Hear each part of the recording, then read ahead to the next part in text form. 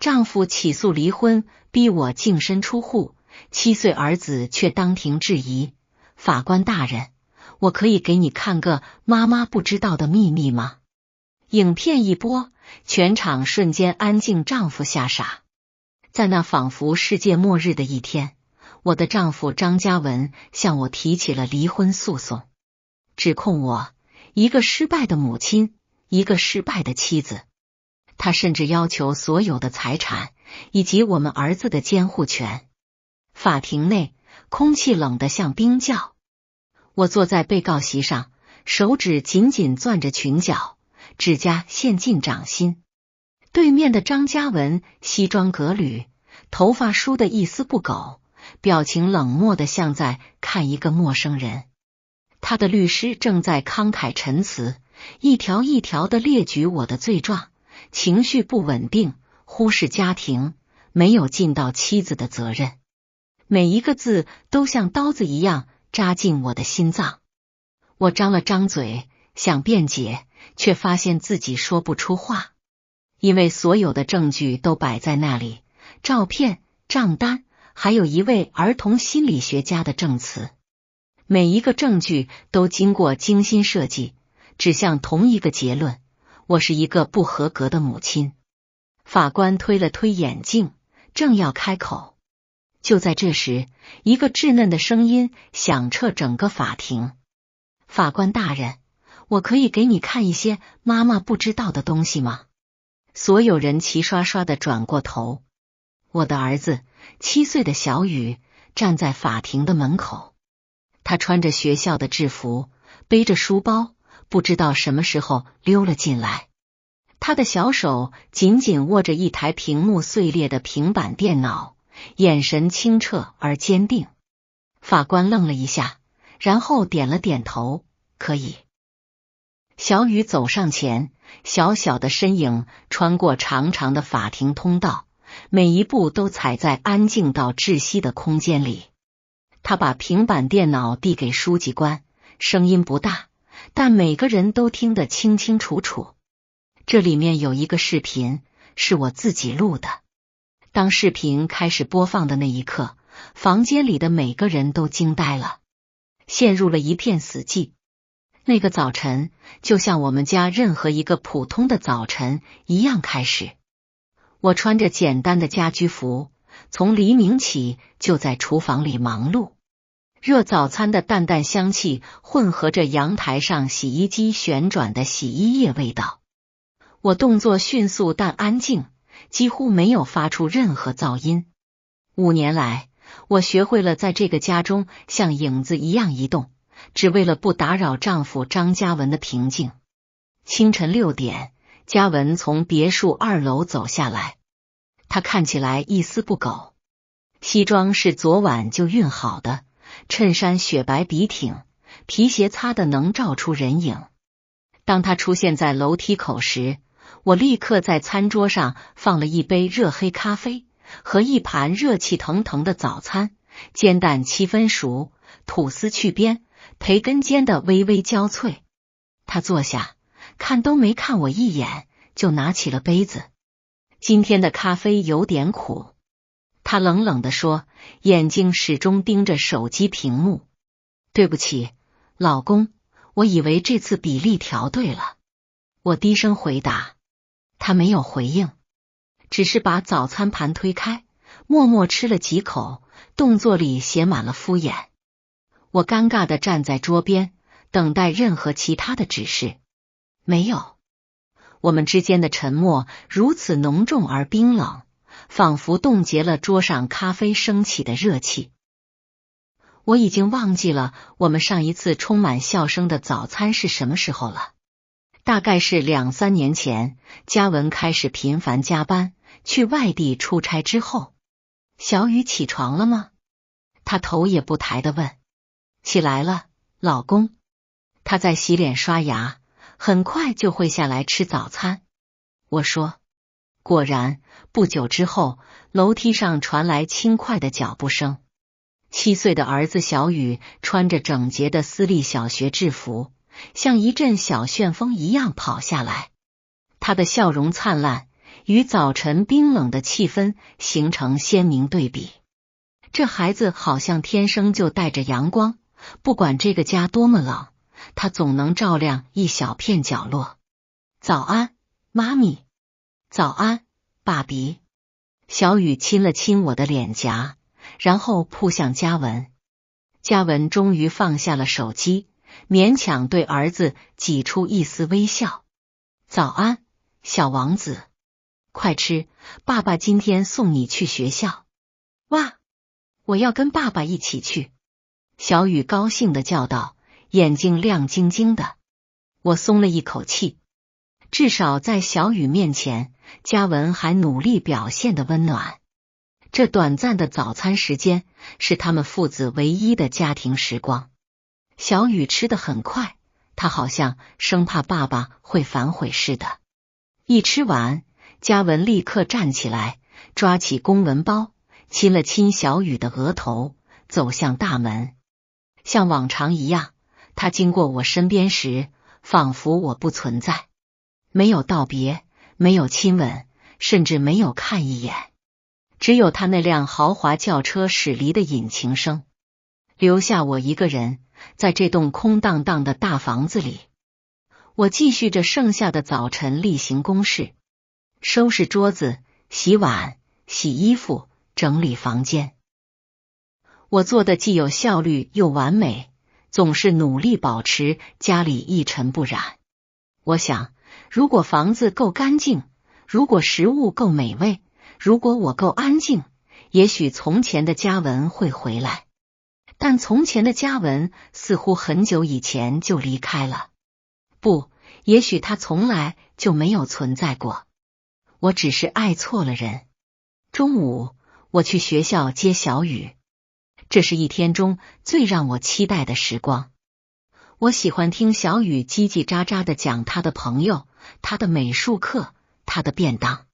妈咪，今天老师给我发了5颗星星。我回答对了所有问题。小雨开心地说着，紧紧握着我的手。哇，我的儿子真聪明。我真诚地称赞，捏了捏他的小鼻子。回到家，当我帮小雨脱鞋时，听到门口传来摩托车刹车的声音。一名穿着制服的快递员喊道：“林婉晴女士，有您的挂号信。”我皱起眉头，我没有网购任何东西。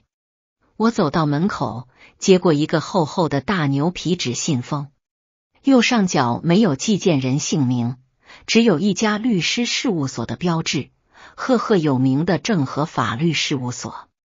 我的心开始不安地跳动。是谁寄的，妈咪？小雨跟在我身后问。我不知道，宝贝，可能只是广告信。去换衣服，然后我们吃午餐。我努力让声音保持平稳。小雨跑回了房间。我坐在客厅的沙发上，手微微颤抖着撕开信封，里面是一叠厚厚的文件。首页的第一句话让我的世界彻底停止了运转。离婚起诉状，原告张嘉文，被告林婉晴。诉讼理由：妻子完全未履行婚姻义务，情绪不稳定，无法胜任母亲角色。我的耳朵嗡嗡作响。我重读了那些字，希望是自己看错了，但白纸黑字，清清楚楚。我失败，我把这辈子都奉献给了这个家。我在嘉文的要求下放弃了职业生涯，我照顾小雨，我确保嘉文的衬衫每天早上都一尘不染。他说我失败，我继续往下翻。看到嘉文提出的要求时，我的视线变得模糊。那些要求太残忍了。嘉文不仅要求离婚，还要求小雨的完全监护权，理由是母亲情绪不稳定，无法妥善抚养孩子。最令人崩溃的是，他要求夫妻剩余财产分配中，这栋我们居住的房子归他所有，理由是妻子没有经济贡献，所有资产都是丈夫努力的结果。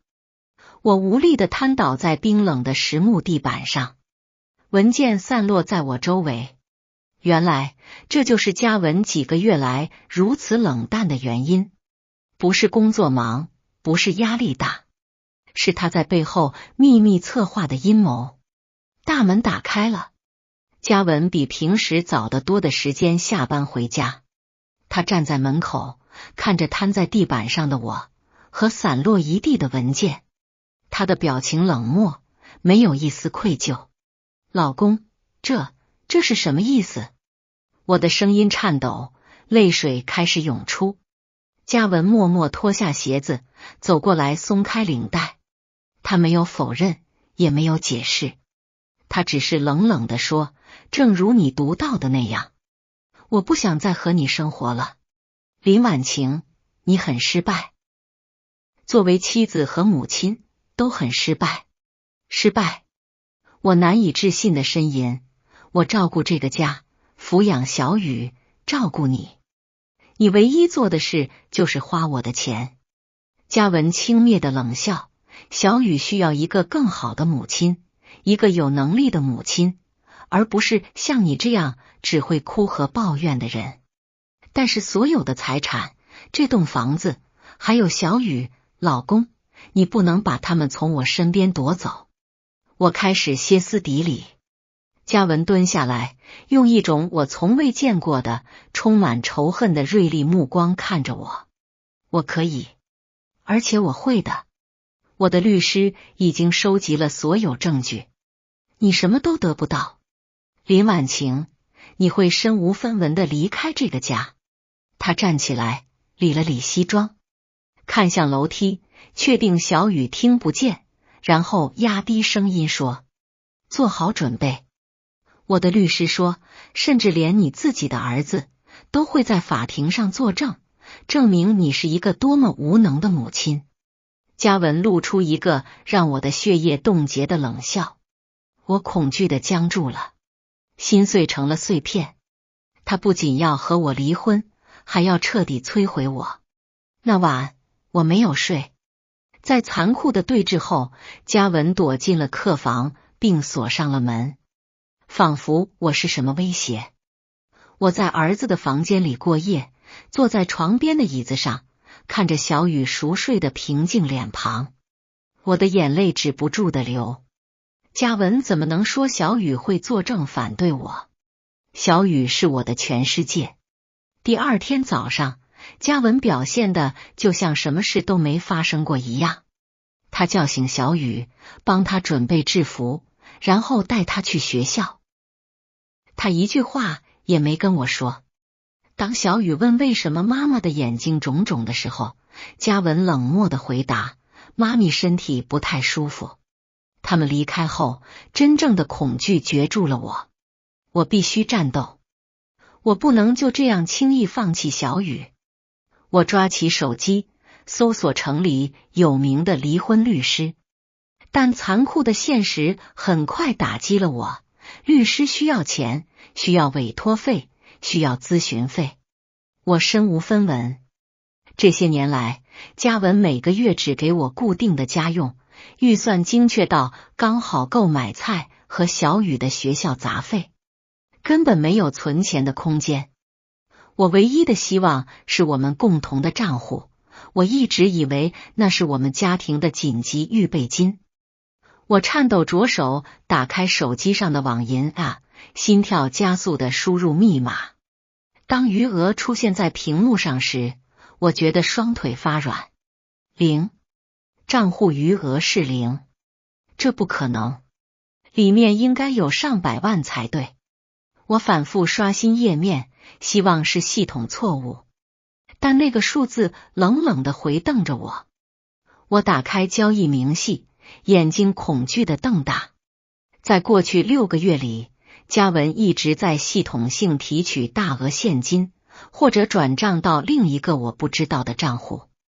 最后一笔提款就在3天前清空了剩下的余额。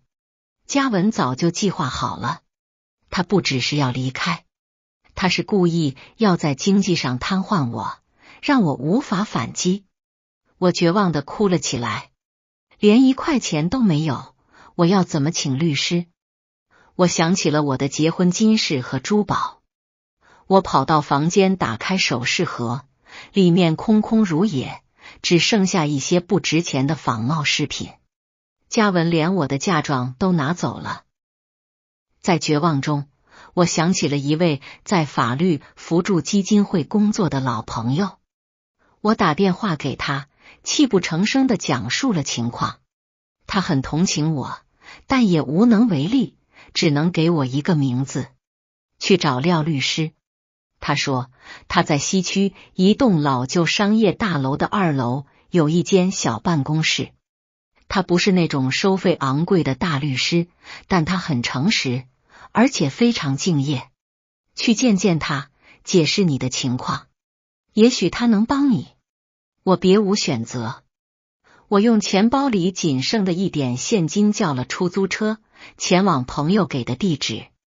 廖律师的事务所正如朋友描述的那样，狭小朴素，位于一栋油漆剥落的老旧大楼里，楼下是嘈杂的娃娃机店。但廖律师本人却让我感到一丝踏实，他戴着厚重的眼镜，神情沉稳，说话不紧不慢。他耐心地听我讲述，没有打断，只是偶尔点点头，做笔记。当我说完时，廖律师长叹了一口气。林女士，这将是一场艰苦的战斗。他低声说，你的丈夫准备得非常周全，他不只是想要离婚，他是想毁了你。我知道，律师，但我不在乎那些财产，我只要小雨，请帮帮我。我现在没有钱，但我会分期付款给你的，我什么都愿意做。我绝望地恳求。廖律师看了我片刻，钱的问题我们以后再说。林女士，现在重要的是我们必须动作快。这起诉讼已经提交了，我们必须立即准备答辩。他让我稍等，离开房间几分钟后，带着一个装满复印件的文件夹回来。那是你丈夫那边提交的诉讼文件。廖律师坚定地说，你丈夫的律师是高律师，他在业界以犀利和不择手段闻名，专门帮有钱人打离婚官司。让我们看看他们提出了什么证据。我点点头，心跳得厉害。廖律师打开文件夹，第1页是照片。我震惊不已，那是我家房子内部的照片。厨房里堆积如山的脏碗盘，客厅里散落一地的玩具，洗衣篮里堆满了脏衣服。这不公平！我抗议道，这些照片是我生病的时候拍的。那时我发高烧发了3天，嘉文一点都不愿意帮忙。他是故意拍下来的。林女士，恐怕这会被断章取义，用来把你塑造成一个懒惰不持家的家庭主妇。廖律师表情苦涩。他们翻到下一页，那是信用卡账单。我看到一长串我从未买过的奢侈品，名牌包、珠宝、高级餐厅的消费记录。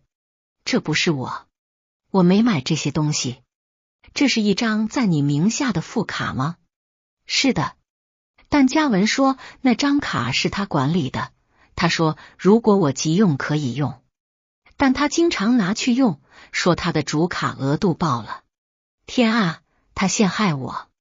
我意识到嘉文过去每一个看似微小的善意，实际上都是他邪恶计划的一部分。然后廖律师停在最后一份厚厚的文件上，这才是最致命的。廖律师说，这是什么？一位专家证人，儿童心理学家的证词。廖律师把报告递给我，我读了起来。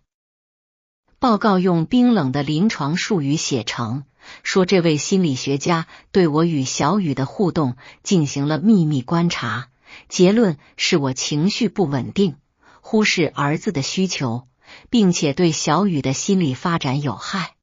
报告建议，为了孩子的心理健康，应将完全监护权判给父亲。这完全没道理。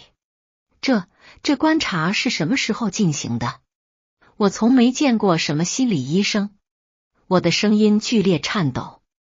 根据这份报告，观察是在公共场所进行的，在公园、百货公司，还有你去接儿子放学的时候。廖律师盯着我，解释道：太疯狂了。小雨跟我在一起总是很开心。这是诽谤。这个心理医生是谁？廖律师翻开报告的封面，他叫方芷柔，方博士。这里有他所有的证照。他看起来非常专业且具说服力。廖律师严肃地看着我：林女士，你认识这个叫方芷柔的女人吗？我困惑地摇摇头，眼泪又开始掉下来。不，律师，我不认识她。我这辈子从没见过她。与那个打算毁掉我的男人生活在同一个屋檐下，简直是无声的地狱。嘉文没有搬出房子，他只是搬进了客房。曾经温暖的家，现在像一个冰冻的战场，每个角落都藏着情绪的地雷。我必须与敌人共处，每天早上看到他，并在小雨面前假装一切正常。嘉文在孩子面前完美的执行了他的策略。他是世界上最好的爸爸。他现在比平时更早下班回家，这是他几个月来都没做过的事。他带着昂贵的礼物。一天晚上，他拿着一个大盒子回来。这是给你的新平板电脑，小雨。嘉文抱着儿子惊呼道：这比旧的那台好多了，相机更清晰。爸爸还帮你安装了很多游戏。小雨的眼睛亮了起来，谢谢爸爸。正在客厅叠衣服的我，只能艰难地吞下口水。我的心在痛。我知道嘉文在做什么，他在收买儿子的忠诚。我无法竞争，我连1块钱都没有，买不起任何东西给小雨。你看，小王子。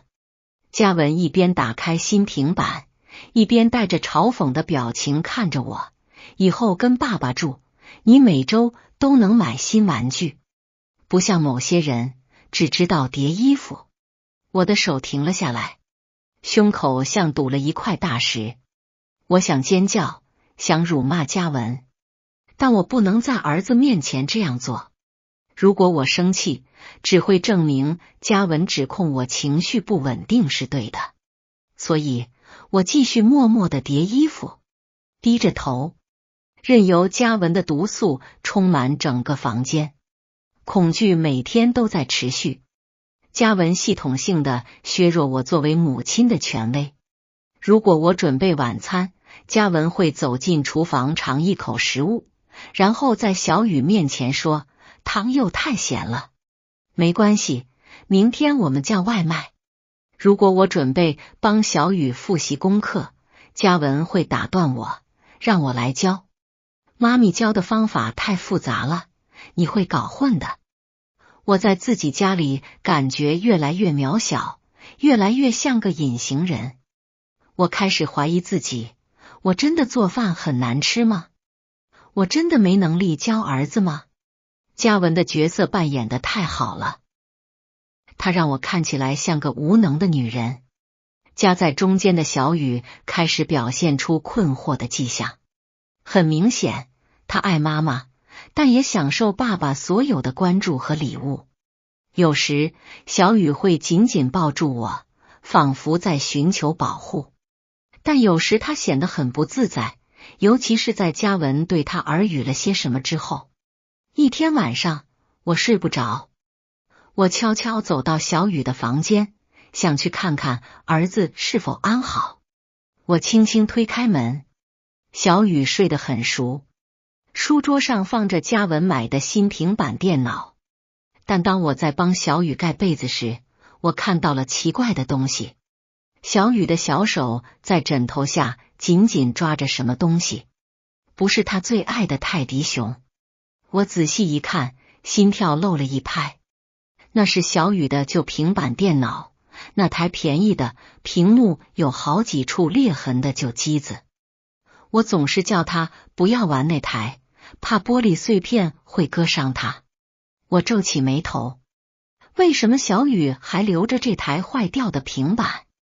明明有全新的平板在桌上，为什么要把这台藏在枕头下？我不明白。我以为这只是孩子对旧玩具的情感依恋。我不知道那台破碎的平板里藏着一个将改变一切的秘密。我回到自己的房间，脑子更加混乱了。几天后，事情变得更糟了。我正等着小雨放学回家，我答应他要烤他最喜欢的巧克力蛋糕。但放学时间过了1个小时，小雨还没回来。我打电话给学校，老师说小雨已经被陈先生接走了。我的心沉了下去。嘉文什么都没告诉我。我打了好几通电话给他，他没接。2个小时过去了，3个小时过去了，我几乎急疯了，含着泪水在客厅里来回踱步。直到晚上9点，我才听到嘉文的车声。小雨笑着进门，手里提着一大袋游乐园的纪念品。在他身后，嘉文带着冷笑，平静地走着。你们去哪里了？为什么带走小雨不告诉我？我快急死了。我带着泪水和愤怒喊道：爸爸带我去游乐场玩。妈咪，超好玩的。小雨开心地叫道。嘉文冷冷地看着我，那又怎样？我是他父亲，我有权带我自己的儿子出去。你应该告诉我，为什么？好让你用你的歇斯底里破坏我们的乐趣吗？就在那时，我闻到了一种女人的香水味，一种柔和但陌生的气味渗透在嘉文的衬衫上。那不是我的香水，也不是嘉文平常喷的古龙水。嘉文知道我闻到了，他没有退缩，相反，他笑了。他等小雨跑回房间放新玩具，剩下我们2人时，嘉文逼近我，他的脸凑得很近，声音低沉嘶哑，充满毒液。你发现了吗？你真的以为我会永远跟像你这样无趣的女人生活在一起吗？跟她比起来，你什么都不是。我后退一步，大口喘气。还有另一个女人。这一切，所有的指控都不过是为了摆脱我，好跟那个女人在一起。她是谁？我低声问。不关你的事。她是一个成功、聪明的女人，懂得如何取悦男人，不像你。那晚，小雨来到我的房间。妈咪，你为什么在哭？我立刻擦干眼泪，我没事，宝贝，只是头有点痛。小雨用一种难以解读的眼神看着我。你真的生病了吗？妈咪，爸爸说因为你生病了，所以经常伤心和生气。爸爸说，如果我以后跟他住，妈咪就能休息，病就会好了。我的心碎了。嘉文一直在给他的小儿子灌输毒素，他操纵小雨，让他相信离开妈妈是一种善举，因为妈妈生病了。我紧紧抱住小雨。小雨，听我说，我没有生病，我只是非常爱你。我保证我不会再生气了，但伤害已经造成。我在儿子眼中看到了犹豫。嘉文在门口听着这段对话，在黑暗中冷笑。他走过还在发呆的我身边，假装同情地轻拍我的肩膀。好好享受你剩下的时间吧。嘉文在我耳边低声嘲弄。很快，他就不会想叫你妈妈了。调解庭简直是个残酷的笑话。我们坐在一个闷热的小房间里。法院指派的调解委员试图找到折中方案。廖律师用平静的声音开始：张嘉文先生，林女士要求的并不多，他只想要小雨的监护权，或者至少是共同监护。关于财产，我们可以谈。廖律师还没说完，穿着昂贵西装的高律师就迅速打断了他。没什么好谈的，高律师严厉地说，把手中的文件摔在桌上。我方当事人的立场很明确，林女士在这段婚姻中是过失方。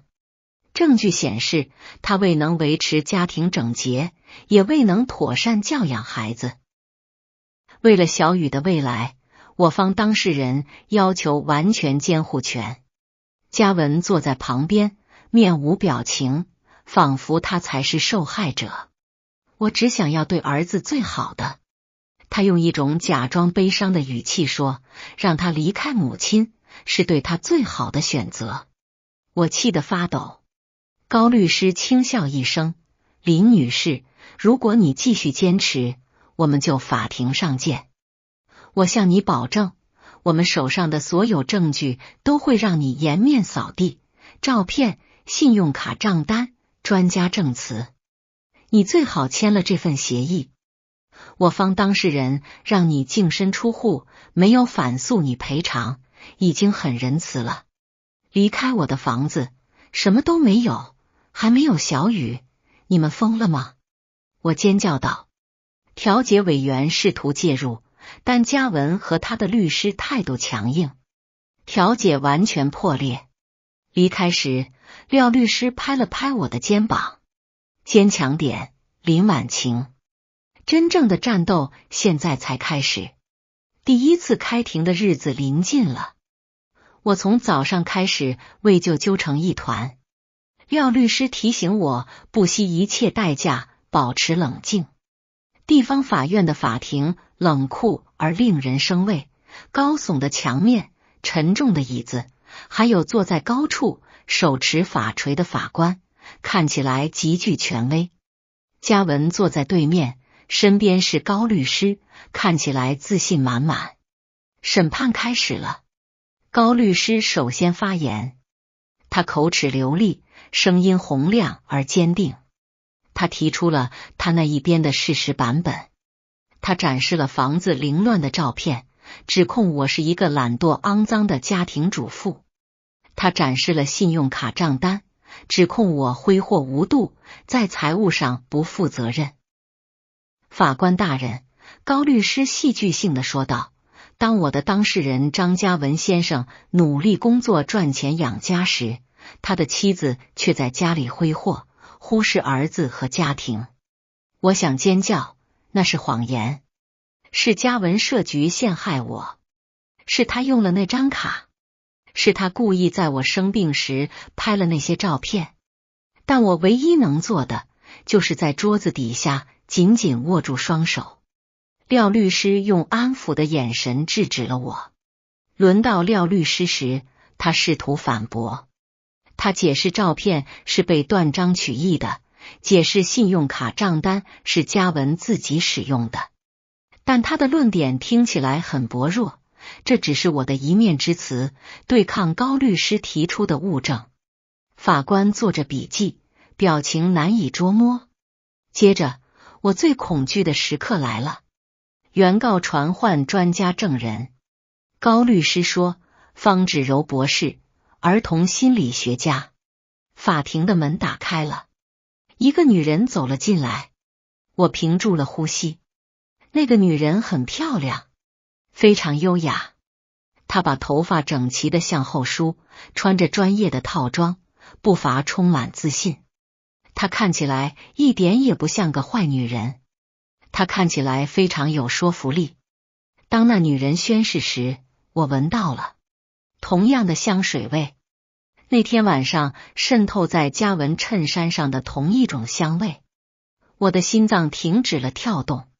是她，嘉文的情妇，而她现在正伪装成儿童心理学家。方芷柔坐在证人席上，她说话冷静，咬字清晰，使用着听起来非常专业且令人印象深刻的心理学术语。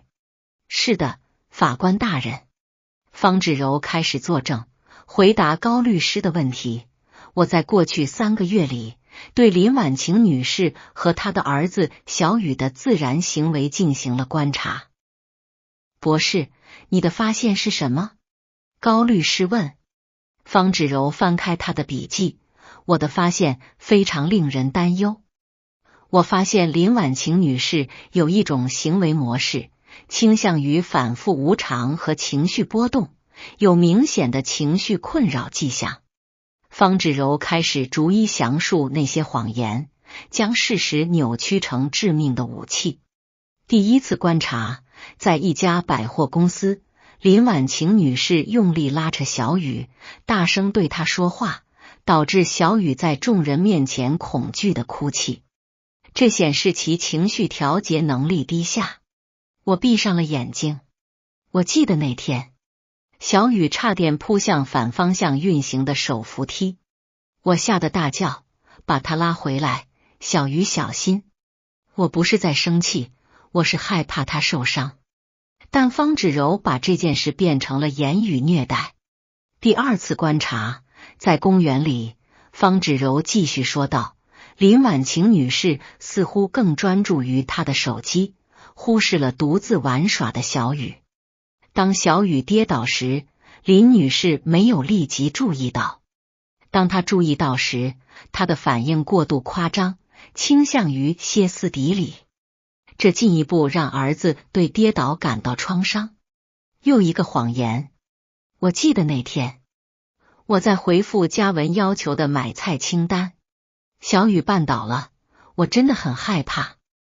我立刻跑过去拥抱并安慰她，那是担忧的母亲的反应，不是歇斯底里。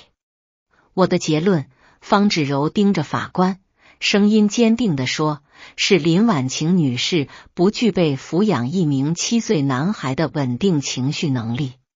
她有强烈的亲子角色倒置症候群，即林女士潜意识地将自己的不快乐和情绪问题投射到孩子身上。为了小雨的心理健康，我强烈建议将完全监护权判给父亲张嘉文先生，他是更稳定的形象。法庭陷入一片死寂。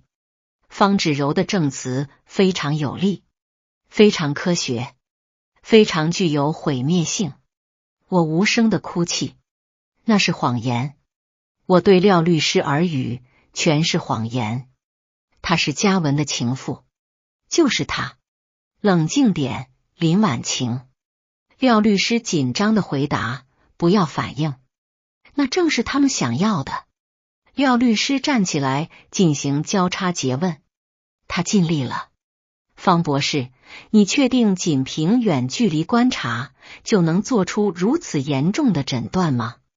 方芷柔微微一笑，恰恰相反，大律师，在当事人不知情的情况下进行自然观察是最准确的，没有操纵，这是纯粹的真实行为。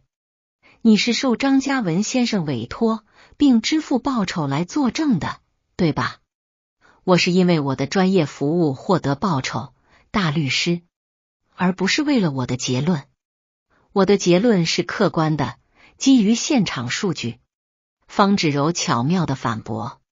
廖律师走进了死胡同。方芷柔闪避得太好了，他掩盖了所有的漏洞。当天的审判休庭了。我双腿发抖地离开房间，我感到被摧毁了。我看到嘉文微微一笑，带着满意的表情向方芷柔点头。在大厅里，我靠在墙上啜泣。我们输了，律师，我们输了。他们拥有一切。廖律师沉默了一会儿，然后他盯着远处走在一起的嘉文和方芷柔。他们虽然谨慎地保持距离，但并没有完全分开。还没有，林婉晴。廖律师低声说，眼睛眯了起来。我知道有些不对劲。当他以为没人看见时，看他的眼神，那不是专业心理学家看客户的眼神。廖律师转向我，我们必须查清他到底是谁。在下一次听证会的前几天，廖律师把我叫到他的办公室，他的脸看起来很疲惫，桌上的一叠文件比以前更厚了。林婉晴，我试图追查那个女人的背景。廖律师直言不讳，结果跟我们预期的不一样。我的心狂跳，什么意思？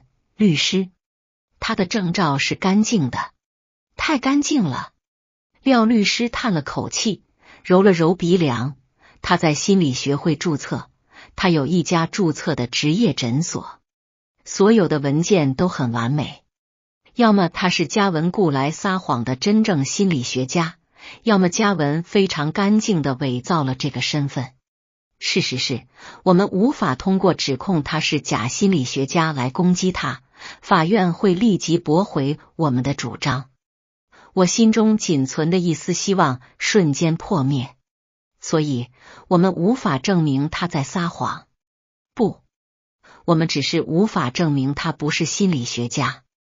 唯一的办法是反驳他的证词，这意味着你必须出庭作证。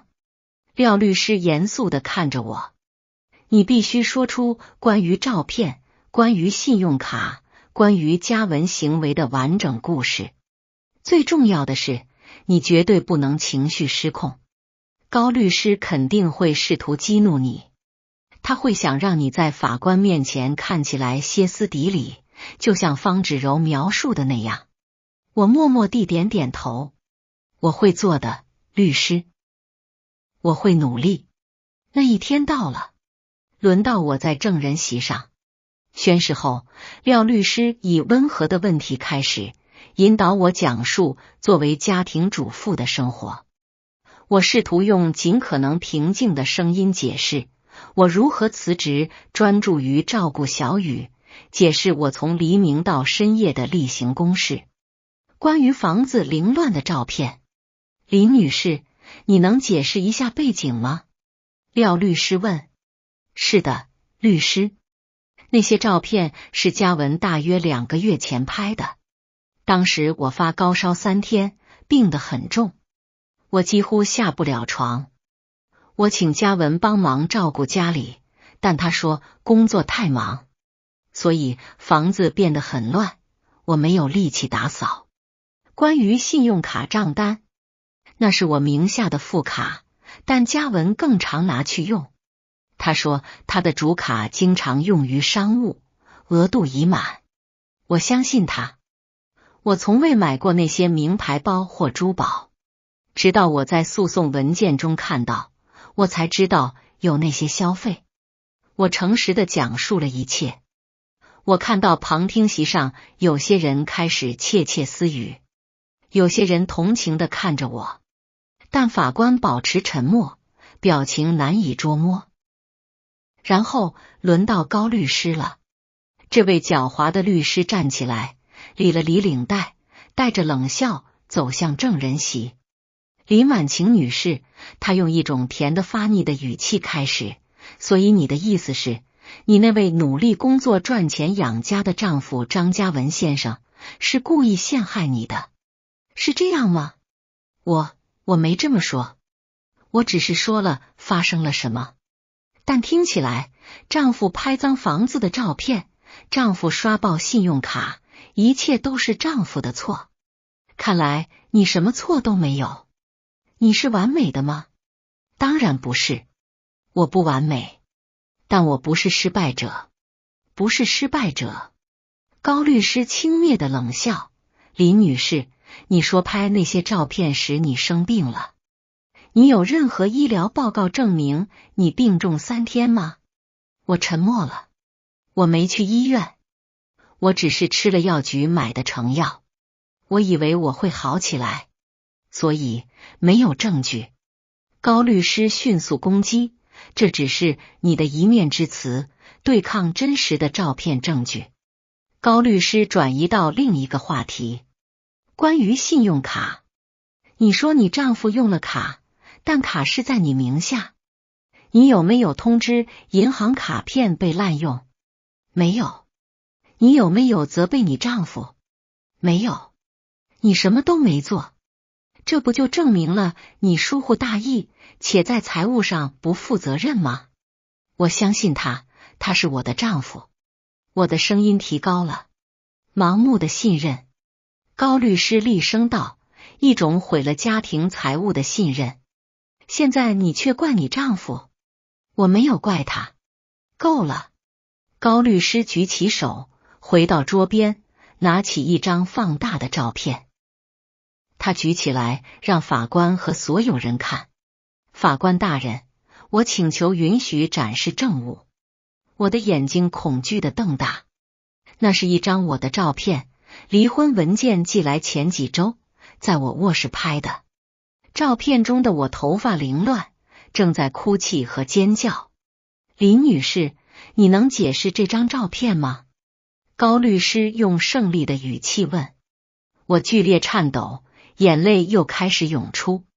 那天晚上，嘉文刚回家，他骂我是没用的老婆，他说我是累赘，他羞辱我，他说我不配当小雨的妈妈，他在激怒我。所以你承认了。高律师不给他喘息的机会，立刻攻击。你承认你歇斯底里的尖叫，你承认你失控了，你情绪不稳定，就像方博士描述的那样，对吧？不，我喊道，从椅子上站起来。他陷害我，他是在伤害我之后偷偷拍下那张照片的，他是个恶魔。肃静。法官的法锤重重落下，证人冷静坐下。我啜泣着，肩膀颤抖。我瘫回椅子上。毁了，一切都毁了。我的表现完全符合嘉文和高律师的预期。我看起来歇斯底里，我看起来不稳定，我看起来就像他们捏造的那个失败母亲的形象。我看向嘉文那边，那个男人低着头，做出被妻子的不稳定伤害了的悲伤鬼脸。高律师得意地笑了。法官缓缓摇头，他的表情很清楚，他已经选边站了。那天的审判以我一方的彻底毁灭告终。离开时，廖律师试图安慰我，但我感到麻木。结束了，律师。我颓然的低语。那晚是我一生中最漫长的一夜。宣判听证会将在明天举行。我知道我会输，我将失去小雨。我走进小雨的房间，儿子已经睡着了。嘉文不在家，可能正提前与方芷柔庆祝胜利。我坐在床尾，抚摸着儿子的头发，我的眼泪无声地落在小雨的脸颊上。他微微动了一下。妈咪。小雨半睡半醒地睁开眼睛。继续睡，小王子。我低声说，声音因哭泣而沙哑。我紧紧抱住他。这也许是作为拥有完整监护权的母亲的最后一个拥抱了。我要你知道，不管明天发生什么事，妈咪永远非常爱你。永远。感觉到我的悲伤，小雨也紧紧回抱。我也爱你，妈咪。我慢慢松开拥抱。就在那时，我又看到了那台旧的裂开的平板电脑的一角从小雨的枕头下露出来。小雨即使在睡觉时也紧紧抓着它。我不明白为什么小雨如此痴迷于那个坏掉的东西，但那晚我太崩溃了，无法深入思考。我只是亲了亲儿子的额头，离开，去面对我的世界末日。法庭比平常更冷，早晨的空气沉重而令人窒息。我将坐在椅子上，眼睛红肿空洞，整晚没睡。在我身边，廖律师神情凝重地盯着前方。他知道他已经尽力了，但就像我一样，他们面对的是一堵高墙。房间对面的气氛截然不同。嘉文穿着一套新西装，看起来精神焕发，自信满满。他偶尔微笑，与高律师低声交换笑话。胜利就在眼前。在旁听席上，我看到了方芷柔。那个女人优雅地坐着，穿着米色的洋装，用几乎看不见的微笑看着我，那是胜利者的微笑。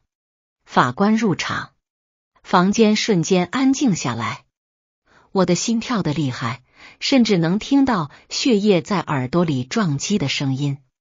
关于离婚诉讼案家事法庭案件编号，法官正式开始。今天的主题是宣读判决，但在此之前，请双方进行结案陈词。高律师首先站起来，他技巧娴熟地总结了他的胜利。法官大人，他大声说道，在这次审判中，我们看到了无可辩驳的证据。照片证明了林女士对家务的疏忽，财务证明显示了她的不负责任。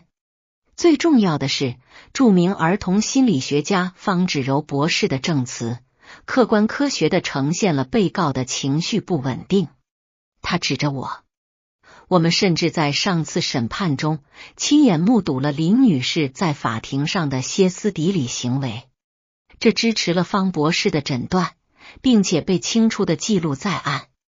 他转向嘉文。另一方面，我们有张嘉文先生，一位有能力的父亲，经济成功，而且最重要的是情绪稳定，一位真正关心儿子未来的父亲。法官大人，这里的选择非常明确，这不是关于惩罚妻子，而是关于拯救孩子。为了小雨的最大利益，我恳求您将完全监护权判给我的当事人张嘉文先生，并批准他的财产分配请求。高律师带着得意的微笑坐下。现在轮到廖律师了。他缓缓站起来，环顾四周，却没有看着法官。法官大人，廖律师用柔和但坚定的声音开始，我们在这里目睹的不是证据，这是人格谋杀，一场精心策划的诽谤。照片可以说谎，一个人可以在错误的时刻拍下世界上最好的厨师的厨房，让它看起来很脏。账单可以被操纵，特别是当一方拥有完全的经济控制权和另一方的信任时。至于专家证词，一位仅从远处观察，从几个断章取义的片段中得出极端结论的专家的证词，难道比一位母亲7年来累积的深厚母爱更强大吗？廖律师直视嘉文。法官大人，我们不是在拯救一个男孩，我们是在目睹一个贪婪的丈夫试图摆脱他的妻子，窃取他的资产，并残忍地夺走他最珍贵的东西，他的儿子。林婉晴是一位好母亲，她的声音因情绪而微微颤抖。她不完美，没有母亲是完美的，但她将生命奉献给了小雨。不要让这个编织精密的谎言摧毁这份纽带。我恳求您，凭良心审判。廖律师坐下了。房间里一片寂静。他的辩论非常精彩，充满情感，但我知道这还不够。廖律师的辩论基于信念，高律师的辩论基于物证和专家。在法律眼中，赢家已经很明显了。法官清了清喉咙，戴上眼镜，打开面前厚厚的文件夹。这一刻到了。经审阅双方所有文件，听取所有证词，并考虑所有提出的证据，法官用毫无表情的语调开始。我的心缩紧了。本庭注意到原告张嘉文先生成功提出了重大证据。法官继续说道。我低下头，闭上眼睛。首先是照片证据，证明了被告林婉晴女士在家庭管理上的疏忽。其次，财务证据显示了被告名下信用卡消费的严重失衡，每一句话都像刀割一样。而最具破坏性的，法官的声音听起来是决定性的，是专家证人方芷柔博士关于林女士情绪状态的证词。遗憾的是，这一证词被被告在上次审判中的行为所加强，为本庭提供了一个非常令人不安的孩子成长心理环境图景。我开始无声的哭泣。结束了。嘉文看着我，嘴角露出一丝残忍的胜利微笑。身后的方芷柔在座位上坐得更直了，准备鼓掌。综合上述所有考量，特别是为了未成年人小雨的最大利益和心理健康，法官举起法锤。我闭上眼睛，准备听那句将摧毁我生命的判决。本庭判决。等一下，那个声音很小，但它穿透了法庭的寂静。它尖锐而清晰，所有人都齐刷刷地转过头，寻找声音的来源。在法庭后方微微打开的门缝里，站着小雨。他独自一人，还穿着学校制服，显然他是溜进来的。嘉文的脸从傲慢变成了震惊和纯粹的恐惧。小雨，你在这里做什么？滚出去！他惊慌失措的大喊：“警卫，把他带走！”小雨，坐下。小王子，嘉文试图再次用紧绷的声音说话，但小雨没有动。他走进了法庭，他小小的脚步声在空旷的大理石地板上回荡。他没有看惊讶的张大嘴巴的妈妈，他没有看愤怒的爸爸，他直视着法官。原本等待宣判而一片寂静的房间，现在冻结了。那把即将落下的法锤停在半空中。法官瞪大眼睛，看着门口的小男孩。我转过身，感觉心脏都要跳出胸膛。小雨，我难以置信的耳语。儿子在这里做什么？是谁带他来的？嘉文的反应最快，他的脸前一刻还充满傲慢和胜利，现在苍白的没有一丝血色。他的眼里充满了纯粹的恐惧。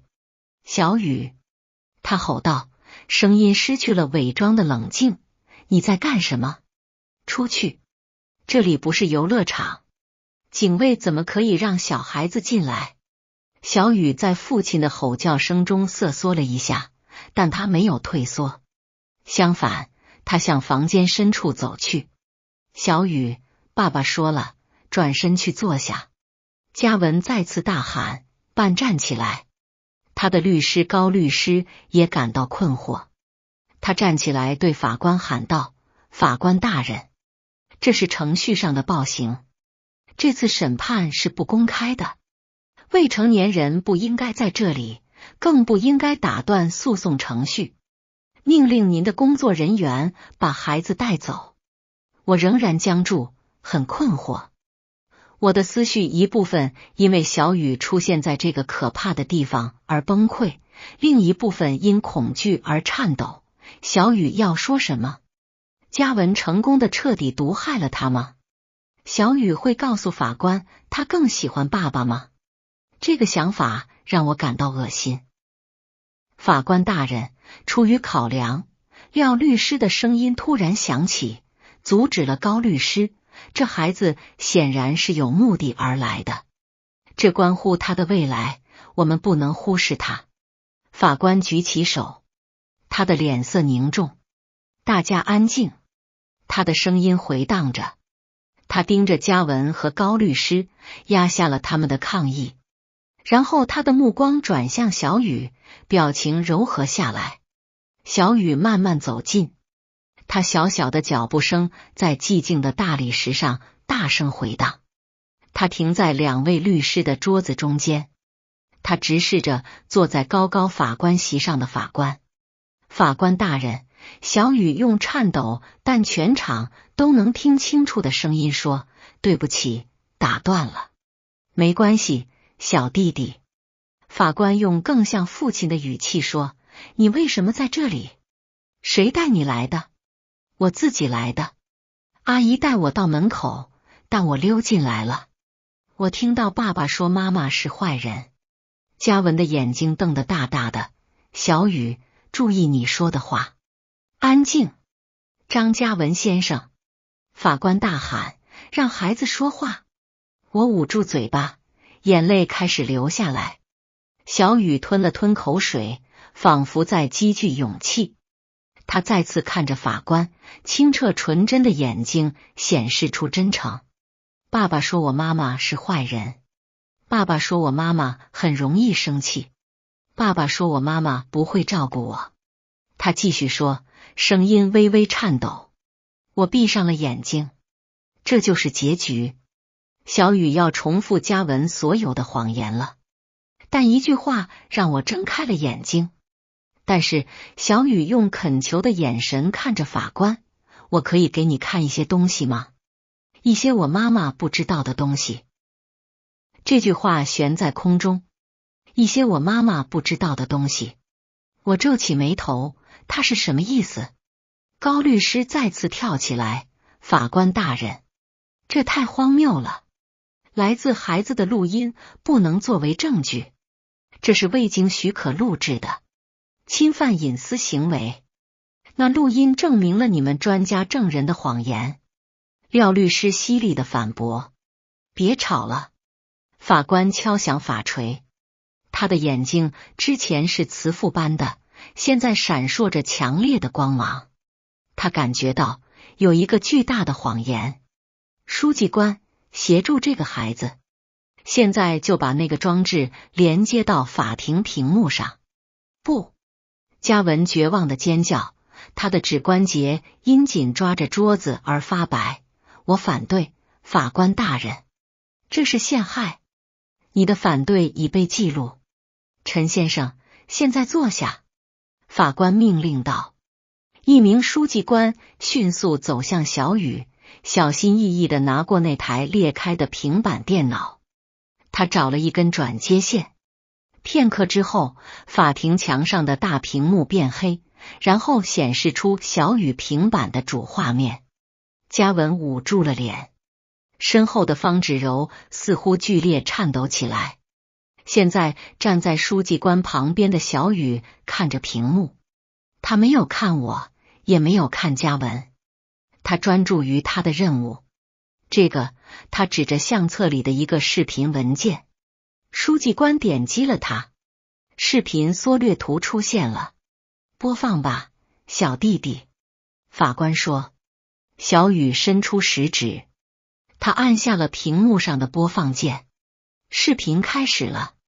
法庭的大屏幕闪烁着，镜头稍微摇晃，角度很低，好像是从某个东西后面录制的。一声轻笑传来。那是我们的客厅。我低声说，认出了沙发和角落的大盆栽。视频似乎是从那个盆栽后面拍摄的，那是小雨玩捉迷藏时经常躲藏的地方。然后两个身影进入了镜头，嘉文和方芷柔。不是穿着专业套装在法庭上的方芷柔，而是穿着精致舒适家居服的方芷柔。她的头发放了下来。嘉文笑着走进来，立刻从背后抱住方芷柔，亲吻她的脖子。天啊！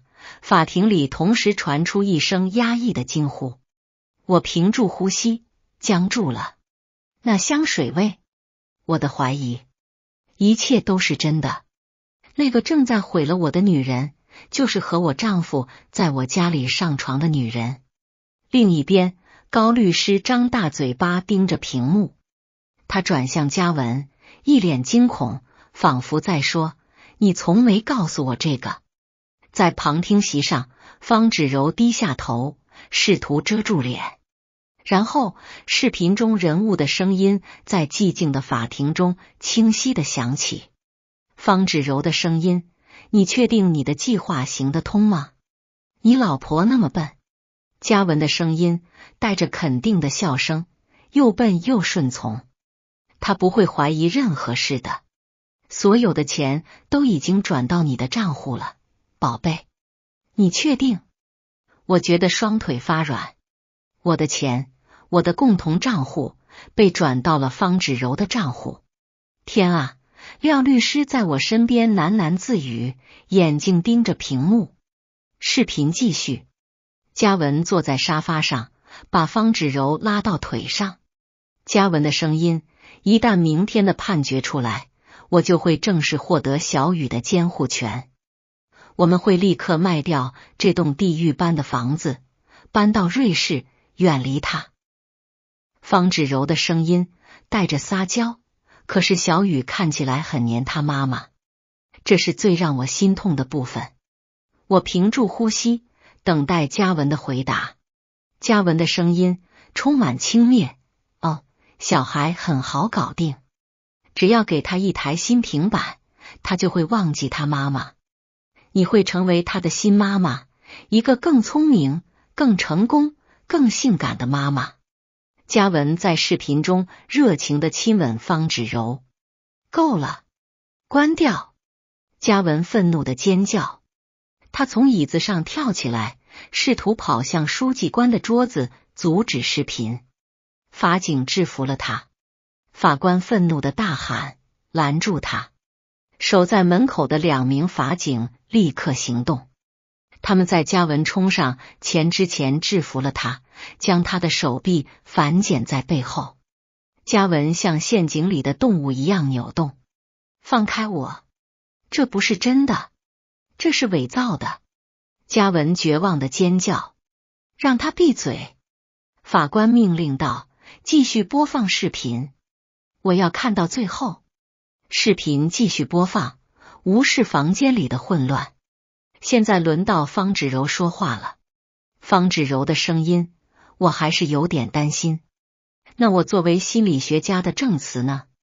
如果林婉晴的律师用我的观察反驳怎么办？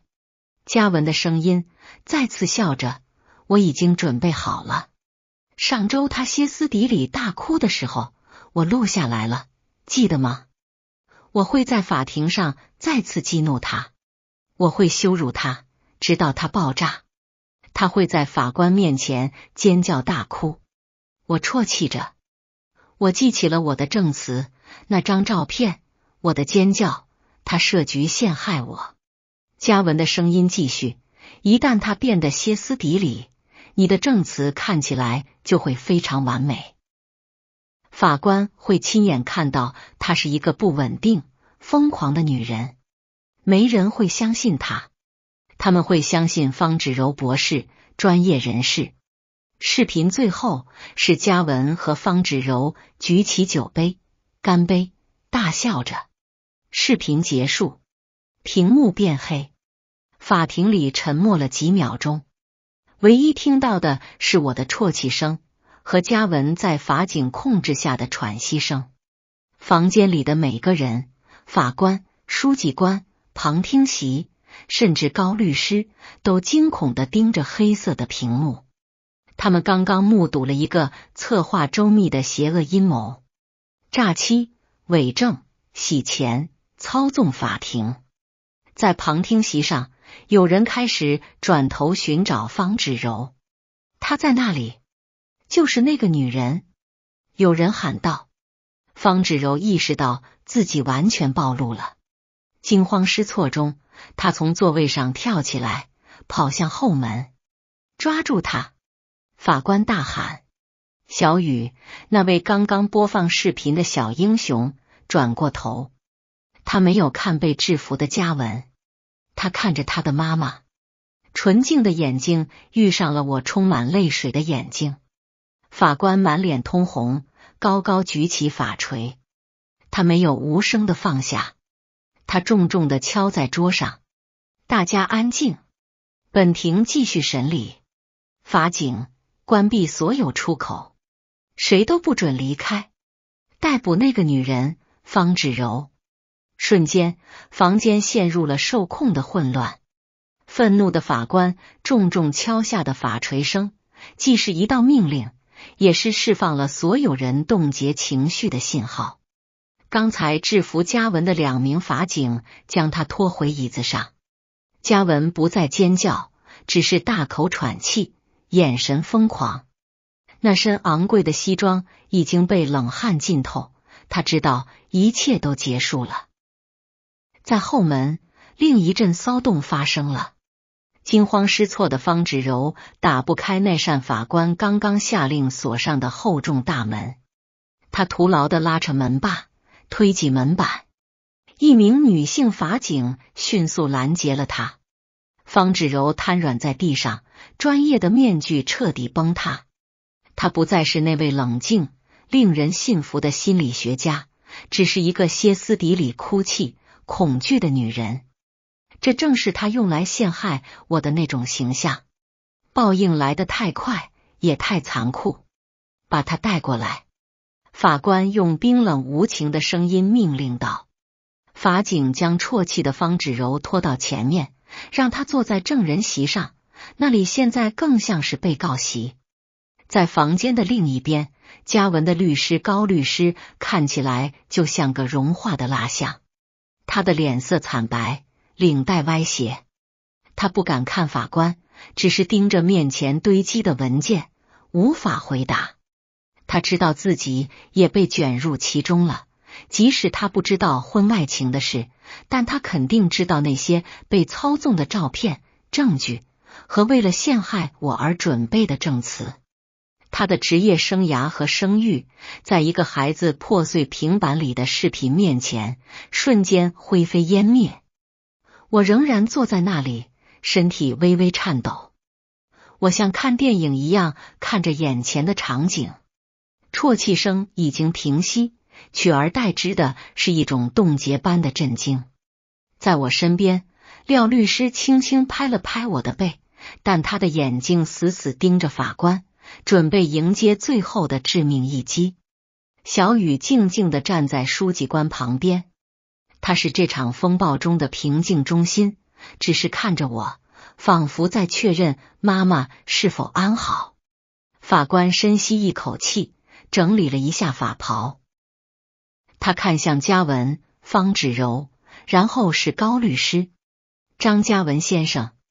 法官用低沉但令人恐惧的声音开始说道，那段视频是你儿子的财产，是在你自己家里录制的。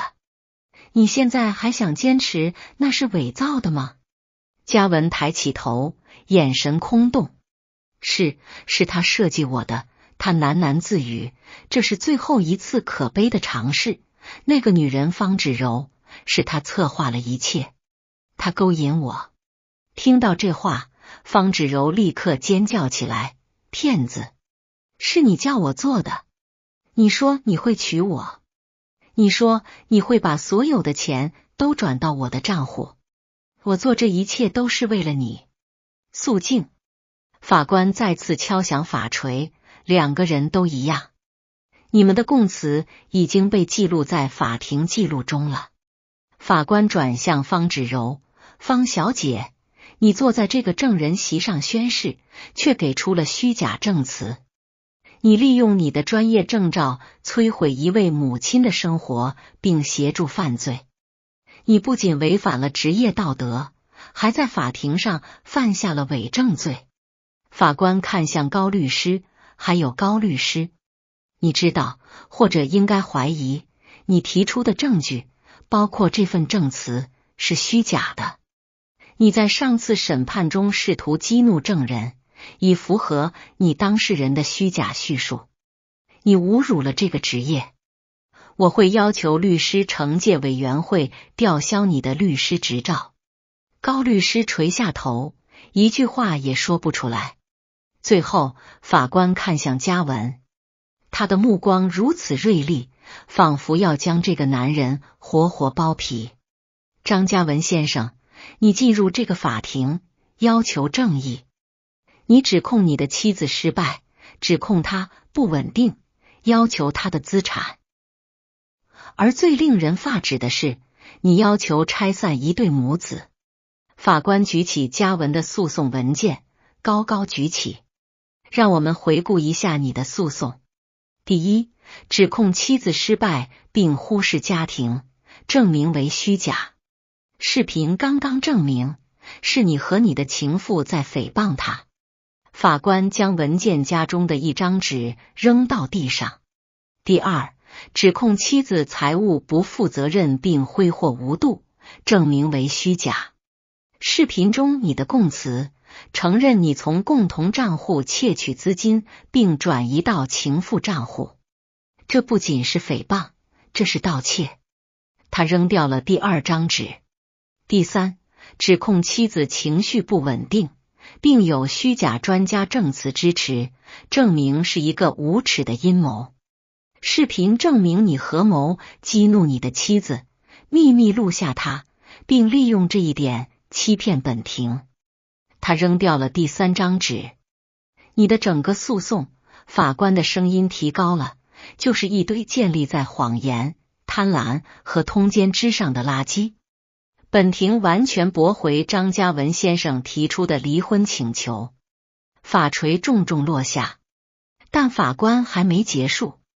他看向廖律师和我，本庭不会就此止步。基于这些无可辩驳的新证据，本庭裁决以保护受害者。第一，法官竖起一根手指，未成年人小雨的完全监护权，无条件判给其生母林婉晴女士。我倒抽一口气，现在流下的眼泪是如释重负的泪水。我看向小雨。第二，法官继续说道，张嘉文先生的离婚诉讼已被驳回。然而，本庭建议林婉晴女士现在立刻提出反诉。林婉晴女士，你希望与你的丈夫离婚吗？廖律师对我耳语。我用颤抖但坚定的声音直视着垂头丧气的嘉文。是的，法官大人，我要求现在就离婚。很好，法官高声道，本庭准与林婉晴女士离婚，理由是丈夫通奸及欺诈。第三，法官站了起来，现在立刻冻结张嘉文先生和方芷柔小姐名下的所有资产。本庭下令进行全面调查，追回所有从林婉晴女士那里窃取的资金。目前居住的这栋房子宣告为林婉晴女士和小雨的完全财产。第四，法官的声音现在响彻整个房间，基于视频证据和本庭内的供词，我下令立即逮捕张嘉文先生和方芷柔小姐，罪名包括欺诈、共谋、伪证罪、家庭盗窃以及妨碍司法公正。把他们带走。法警立刻给嘉文戴上了手铐。那个早上傲慢入场、志在必得的男人，现在垂着头被带了出去。他经过我身边时，根本不敢看我的眼睛。方芷柔也被戴上手铐，她的尖叫声已经消失，只留下一张浮肿凌乱的脸。她被拖走了，她的职业生涯和自由都没了。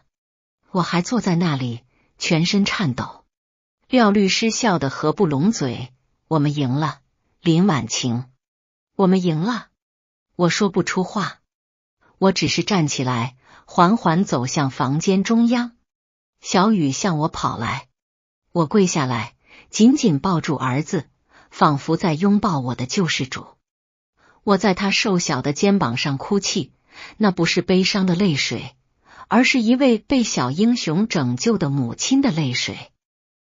审判日的余波像野火一样蔓延，关于破碎平板电脑的故事登上了各大头条。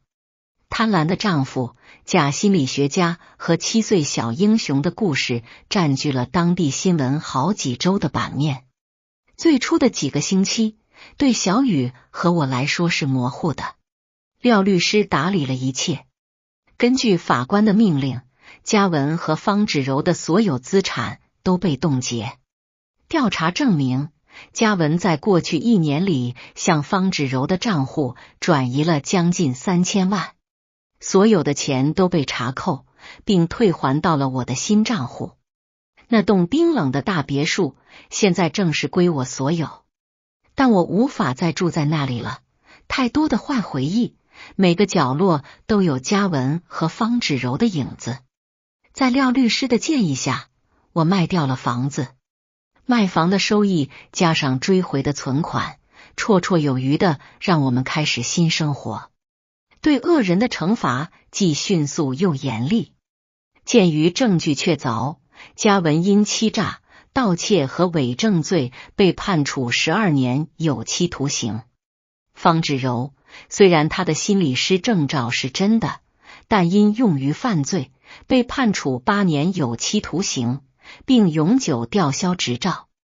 那位狡猾的高律师立即被律师惩戒委员会除名，并因参与共谋面临刑事指控，报应已经全额付清。在审判日的3个月后，一个充满绿意的小公园里传来孩子们的笑声，我脸上不再有忧虑的重担。我微笑着看着小雨荡秋千。我们搬家了，不是搬到大房子，而是一间温馨舒适的3房公寓。家里贴满了我们2人的照片，充满了新鲜烤饼干的味道。我开始在家经营手工烘焙的小生意。那曾经被嘉文贬低的烹饪手艺，现在受到许多人的赞赏，订单源源不绝。我很忙，很累，但很幸福。我是独立的，我是自己的主人。你看，妈咪。小雨跑向坐在公园长椅上的我，她的手上沾满了泥土，花很快就要开了。我微笑着拨弄着小雨的短发，哇，我的儿子真会种东西。我们并肩坐了一会儿，享受着午后的阳光。有一个问题，我一直没有机会平静地问。小王子，我轻声开始，我可以问你一件事吗？什么事，妈咪？那个旧平板里的视频，你为什么会录下来？小雨沉默了一会儿，仿佛在回忆。因为我不喜欢方阿姨。为什么不喜欢她？方阿姨假装很好，对妈咪笑，在百货公司跟你说话。但是当妈咪去厕所的时候，她跟爸爸说，你老婆去太久了吧？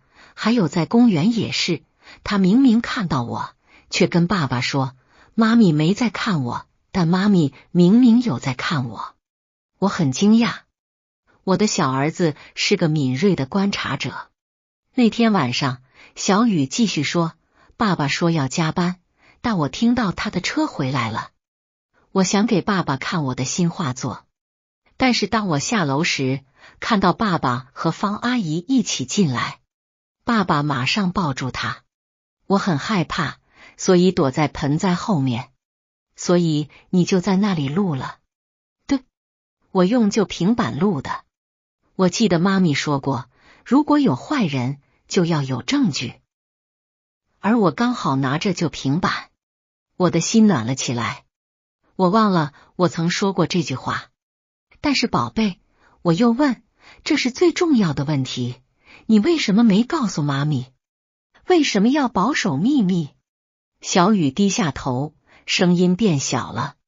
爸爸说，妈咪不能知道。我皱起眉头。爸爸跟你说的？对，在视频里，爸爸跟方阿姨说，我老婆很笨，她不会知道的。小雨以为这是一个大秘密，因为爸爸说妈咪不能知道，所以我就收起来。我不希望如果妈咪发现了，爸爸会生气。这是孩子的单纯逻辑。